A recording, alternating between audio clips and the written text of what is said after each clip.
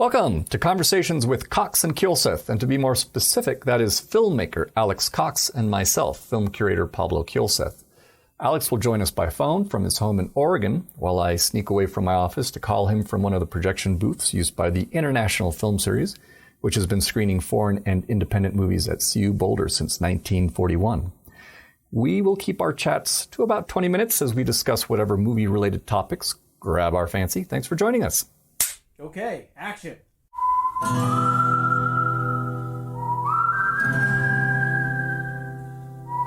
It's snowing, it blows. Oh, the phone's ringing. Call from Pablo. It must be Pablo.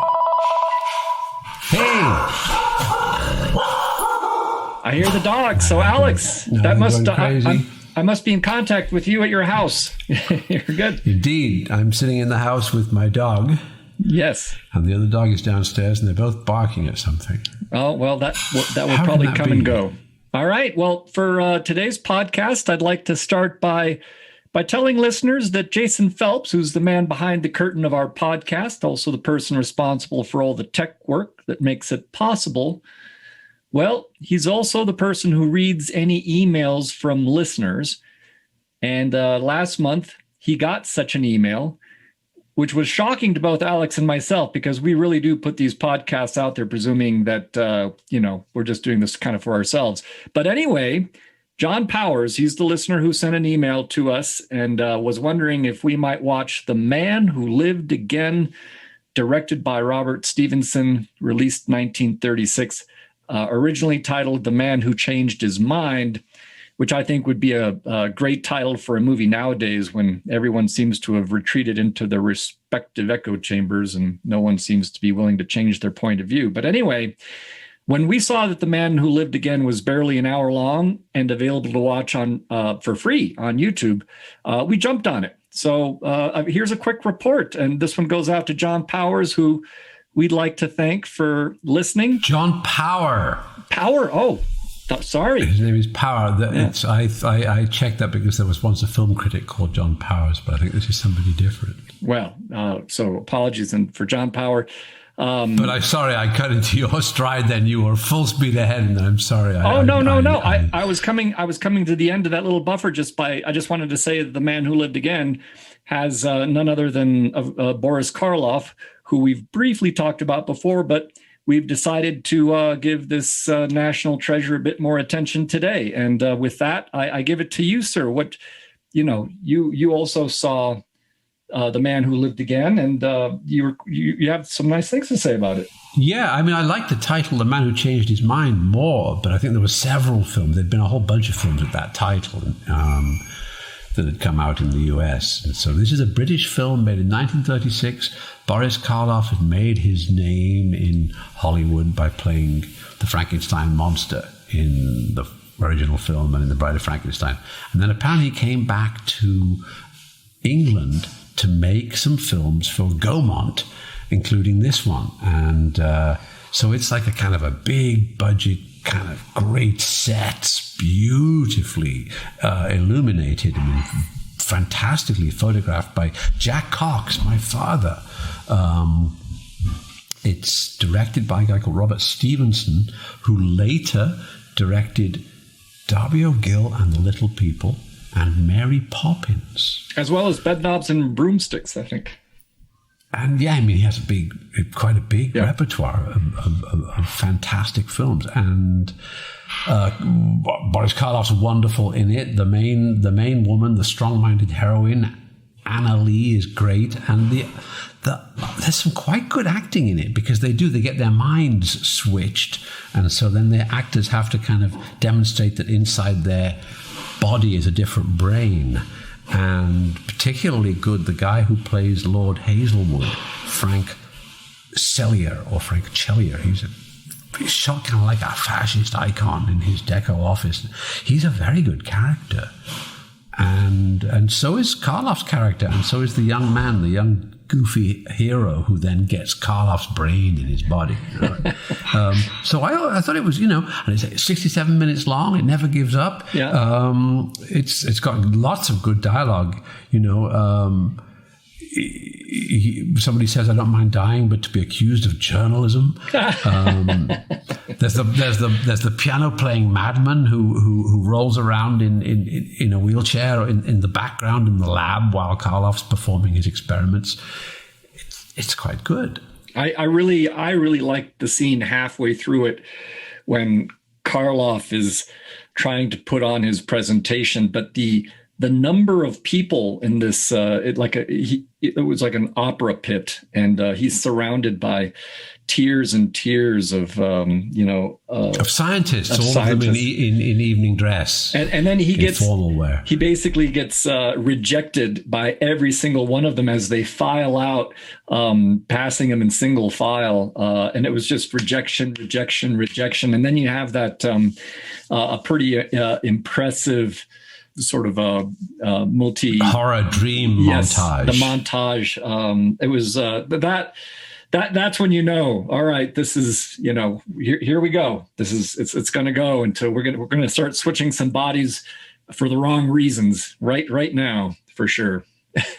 So and I think that they borrowed this concept for one of the episodes of The Prisoner.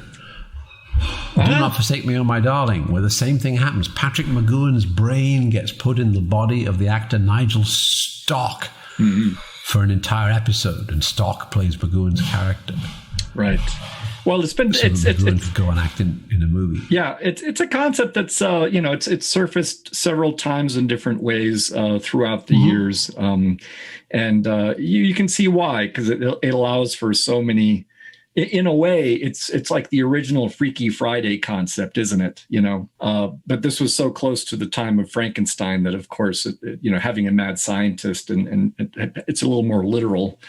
But it's fun. It's fun whether it's in a horror film or a science fiction film or a comedy or even a Disney movie. You get to kind of play around in different ways, and everyone gets to stretch out. So it's demented. Yeah. I mean, it's got a nice level of dementia. It's visually very attractive, very expressionist, beautiful diagonals, beautiful shadows, wonderful cinematography, and they spent a lot of money on the art department and the costumes.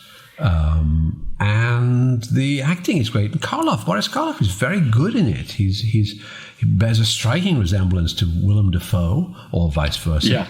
Yeah. No, I can see that for sure. He's also very tall, and it reminds me of like when Tobe Hooper was casting for the original Texas Chainsaw Massacre, and when it came down to the person who auditioned for the part of Leatherface, it was just Gunnar came in and he filled the door frame, and that was it. It was just like, oh, he fills the door frame. And I've noticed in a couple other movies that Karloff definitely, when he walks through a door, he is very, he fills the door frame. It's and then, of course, for Frankenstein, you put him on some elevator shoes, and then it's just, Well, speaking of some of the other, so as I told you last night, I watched, as our friends over at the Hollywood Theater in Portland were doing their Roger Corman Tuesday night movie class, and they actually had Peter Bogdanovich there live streaming in person to talk about it. And, people were basically told, hey, watch Targets, which came out in 1968. And that was Peter Bogdanovich's directorial debut. So watch Targets first, and then, come in and watch us talk with Peter Bogdanovich about Targets. And Targets was Boris Karloff's the last film that he starred in. But while watching Targets a few days ago, which, oh my gosh, it's even better than I remembered it, I couldn't help but notice that aside for the other Corman film called The Terror, which had several other Corman directors kind of working on that one, but the other film that gets referenced within Targets was The Criminal Code, which you'd urged me to watch earlier. So I did finish that and I watched it. The Criminal Code came out in 1931. I guess it was Karloff's first big success. And it repeated a role that he'd previously done on stage. And later that same year is when he was destined to become a household name, thanks to the release of James Wales's Frankenstein.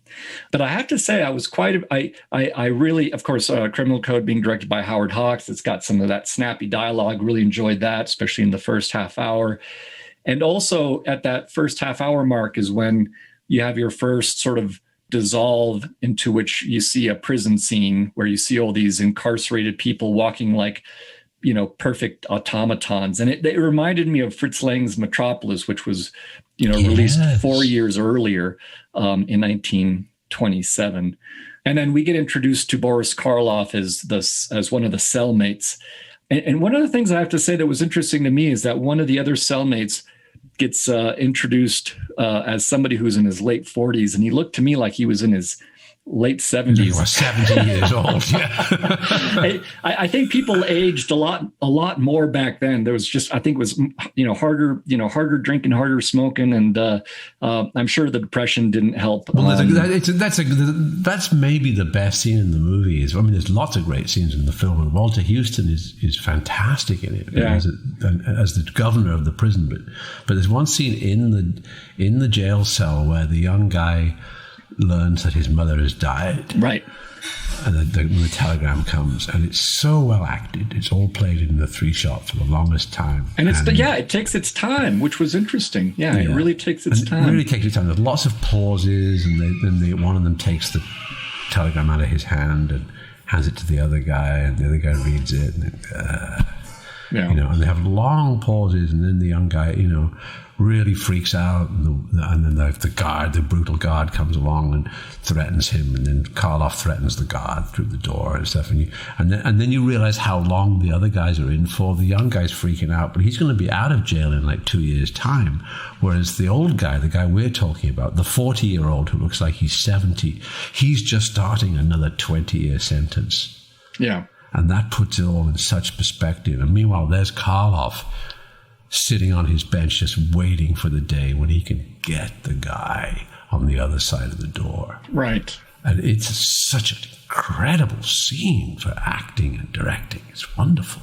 Yeah, no, I'm glad to have seen it, and I'm glad to have now I have a broader context for it, especially when it comes to targets. So I have to ask, have you had a chance to refresh yourself on that one, or do you just remember it from? No, I last saw Targets a very long time ago, like decades ago, and everybody liked Targets, and I like Targets, but I've got to see it again. Oh, well, tell me what impressed you the most about seeing it again? Well, I mean, just knowing that like Karloff was really kind of like on his last legs. I mean, he only had half a lung. He was on oxygen. He was being pushed around in a wheelchair while it was being shot. He was only supposed to be there for 2 days, but ended up putting in 5 days, for he's got 30 minutes of screen time for the movie. And it's a miracle that he got to see it completed and to appreciate the critical reviews that it got. And it was just so nice because Karloff is one of those exemplary actors who just was also just a nice guy in real life, who did, children benefits and was kind to animals and just all that kind of stuff. So it was nice. Like Vincent Price was like that as well, apparently. Yeah, so it's great that he got to go out on a high note. And Targets is such a great movie, and it was great. In my opinion, it was great when it came out, but it's only gotten better with age. I mean, when it came out, it was based on 2 rogue sniper attacks that happened respectively in like 65 and 66. But those were sort of far and few events back then. And tragically, of course, in our day and time with everyone owning guns, and in this country, it's just, pre-pandemic, it just seemed like it was every day there was some horrific, shootings were going on. So it's a prescient film. It's a prescient film. But one of the things that I really, really like about it is that it doesn't have any extra diegetic soundtrack stuff. To me, that's always a good sign. That's so funny that you said that word, because when I went to UCLA, I mean, not UCLA, sorry, when I went to CU Boulder to be a teacher, yeah. I try to be really honest and fess up when I don't understand something. But we were in it's my first week in class, and we were talking about production class, and one of the students said something about diegetic sound, and I had no idea what this guy meant. This was like an undergraduate, 20 years old. And I'm thinking, what's it, diegetic? What's it mean? What's it mean? You know, and then I gradually intuited that what he meant, what the word meant was source music. Like, so say if there's you hear a song playing and then we pull back to reveal the guy with the guitar playing the Spanish guitar in the background. Or in this case, it's the car radio, which is like, you know. Or in this case, the car radio is playing music, and that's where the music's coming from. Yeah. So diegetic means source. It means it's coming from somewhere within the image, or within the scene. Right.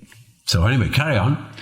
Oh, so no! There's only source music in the film. There's no score. That's very interesting. Yeah. The other thing that you know, this being a Corman film, it won't surprise anyone, is just that there's a scene where the sniper's taking pot shots at motorists on the highway from, you know, high atop this gas thing, but those freeway shooting scenes were shot without permits. So there were a lot of motorists that were actually really genuinely freaked out when they saw, you know, these cars with the actors swerving to mimic, you know, being hit by being hit by bullets. Wow, They didn't have permits. Of course not. It was Corman in those days. Right.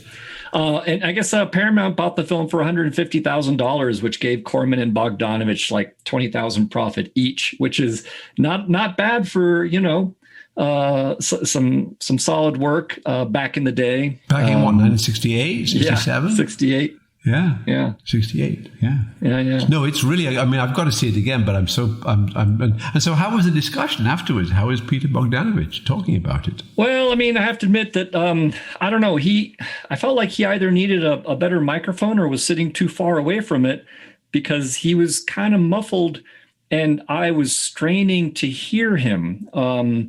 So I felt like I might have missed things that he was saying, just because he was soft and you know, I was trying to play with the volume and stuff like that, but it's you know, it's one of those things where as we're all in these, you know, strange pandemic times, all resorting to working on our laptops in our respective rooms, and it's everyone's technological capabilities are somewhat different and sometimes don't mesh too well with other platforms. So see, in some ways, I wish I was of Bogdanovich's generation, because think about the 60s, being able to be a filmmaker in the 60s and the early 70s, it would have been so great.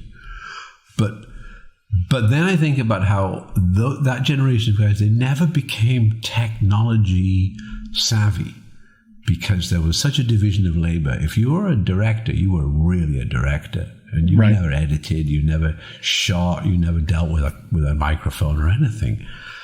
But then coming out of filmmaking in the 80s into the 90s, and the impossibility of getting money meant that the director had to become knowledgeable about how to shoot B-roll and how to get, you know, how to record your own audio and that kind of thing. And so maybe we were lucky in that way, whereas Bogdanovich, although you think about it, coming from the Corman school, you'd think that he would, but then again, now I'm babbling, but I think I'm talking, he's used to analog technology, and he could probably set up a Nagra and a microphone on a stand, but to deal with digital technology, it's just another thing entirely. Yeah. So no disrespect to Bogdanovich, because boy, I mean, just that he's still there and still, you know, checking in and talking to people about his films and acting in films. Right. Know? Right. Now, I just wish I was able to hear it a little bit more. I think that maybe he could have used a couple of cups of coffee too. He seemed a little listless. But at the same time, I mean, who knows what, you know, we're all sort of trapped doing in our own weird schedules now, and this might have just caught him a little bit unawares. But a bit late in the evening too. I mean, wasn't it? It was about, what time in the evening was the discussion? Well, it was 8:00 my time, Mountain Time, so you know, 7:00 your time if he's in LA. Oh, it's not that late. No, it's not that late. That's pretty reasonable. But you know, listen, I'm psyched for the. I think Dan Halstead and the other people at the Hollywood Theater are doing good work over there, and It's great that they're getting people to look at these movies anew. Absolutely. Yeah, it's great. And getting the directors to phone in and talk about them. Yeah, and we got John Sayles to look forward to. So if anyone's intrigued by any of these things, you should definitely go to the Hollywood Theater in Portland, their website, to find out more details about what's going on and what's happening. Especially this Lady in Red is coming up, and that's a very good film. Yeah. So there's all kinds of exciting things happening out there, including what our friend Walter Chaw here in Denver is doing with his Sunday matinee talks that he's doing directly with like he just had Guillermo del Toro last Saturday, and that's another great source for cinephiles to check out. So there's all kinds of cool things happening right now while we're waiting to get back together to watch movies in actual theaters and big screens. Imagine what that would be like. I think about it every day. Yeah, I really do think about it every day. I miss it. But we'll be there for when the time comes that we can get back together, and it will happen eventually. Hopefully soon. I look forward to it very much, and I've been talking to Phil Tippett of late. Phil Tippett is like on the very verge of finishing Mad God. His like 90-minute stop motion animation film. Oh yeah, that's an epic. That's an epic production right there. And I'm kind of getting come on, finish, because I want to see that, and I think that's something that could be. But then again, I think that's something also that should be in the big space. It doesn't belong on our phone or on our laptop. We should be looking at that in a big cinema. Oh yeah, no, his magic would be lost on a small screen. I think. I shouldn't say lost, but it wouldn't be. I mean, there's just so much attention to detail in his work, and I'd love to be able to have a big canvas in which to soak it all in. Absolutely. Yes. So you're right. We need the cinemas open again, and we need. Yes, exactly right. Well, we'll get there, and again, thanks to our listener for giving us this movie suggestion. That was great. It was fun. Yeah, I think you're right. Actually, when you said listeners, I was a bit doubtful about that, but I want to thank our listener also, and onward and upward. Yeah. All right, Alex. Always a pleasure. I'll talk to you next week. I look forward to it. All right. Ciao. And cut. Okay, that's a wrap.